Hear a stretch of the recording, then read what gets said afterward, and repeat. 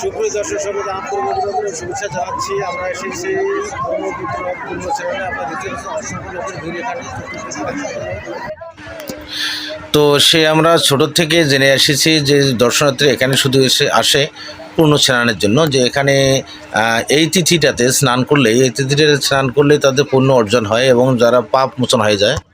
মূলত তারা কিন্তু এই বিশ্বাসটাকে মনে রেখেই তারা এই চিলমারি বন্দরে আসেন এই তিথিতে। আজকে যে এই তিথিতে আসেন তারা পুণ্য স্নানের জন্য।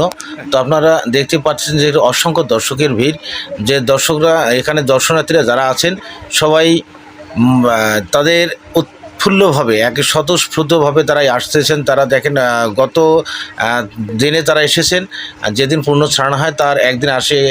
সুপ্রিয় দর্শক সবাইকে জানাচ্ছি আন্তরিক অভিনন্দন। আমরা যে চিলমারি মেলায় এসেছি সেটা হলো আপনার ব্রহ্মপুত্র নদে। দেখতে পাচ্ছেন অসংখ্য দর্শক এখানে উপস্থিত আছেন, পূর্ণ স্নানের জন্য এসেছেন। সবাই আগে আসেন এখানে আগে এসে তারা এখানে ডেরা পেতে রাত্রি যাপন করেন, তারপরে আবার সে দর্শকের শেষ নেই।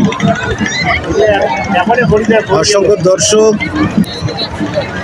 অসংখ্য পুণ্যার্থী এখানে এসেছেন রাত্রি যাপনের পর। পূর্ব ব্রহ্ম মুহূর্ত যাকে বলা হয়, যে সূর্যাস্ত শুরুতেই শুরু হয় এখানকার সেই পূর্ণ স্নান। তো আপনারা দেখছেন যে অসংখ্য দর্শনার্থী এখানে পূর্ণ স্নানের জন্য এসেছেন। সবাই দেখতে থাকুন যে সামনে সেই ব্রহ্মপুত্র নদ।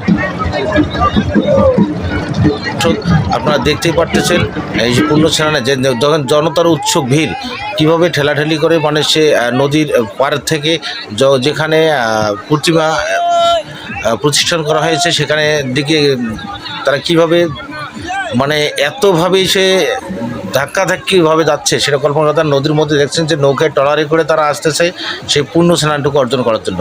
তো বন্ধুরা যারা দেখতেছেন সবাইকে আমি আবার অভিনন্দন জানাচ্ছি। প্লিজ সবাই ভিডিওটাকে অবশ্যই লাইক কমেন্ট শেয়ার করে থাকবেন এবং ভালোবাসা দিয়ে যাবেন এই কামনা করছি।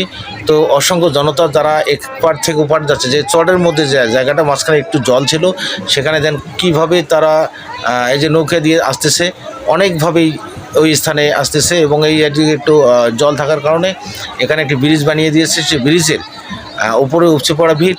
তো অনেক কষ্টে আমরা কিন্তু সেই ব্রিজ দিয়ে পাশ দিয়ে বয়ে গেছি, নিচ দিয়ে নেমে